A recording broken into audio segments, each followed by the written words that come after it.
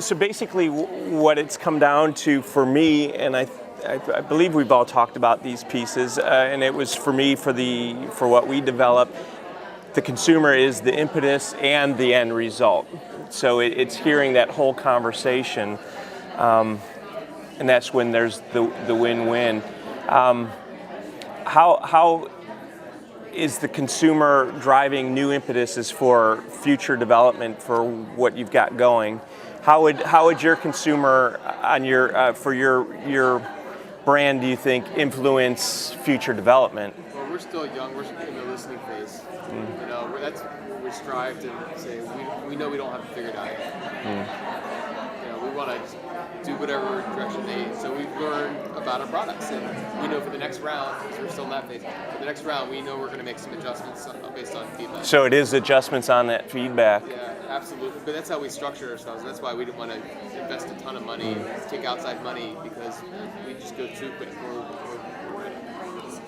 One of our customer service is ranked one of the number one company service teams in the United States. What's the implication today if you don't have immediate response to consumer concern, a consumer, whether it's negative or positive? I mean, you've got a 24/7 customer service. What would be the millions of people? I mean, is there any room for a company that can't immediately respond to its customers' concern anymore? Contradictory to who you are. So even knowing the logo wouldn't be something that the general public might ever see, I think that going back to your advice of making sure like what you do represents you at all the times. What your brand is represents you. Having Lauren Graham represent you.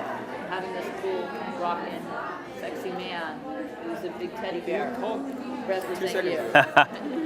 So, I mean, I think that's the way that I do it.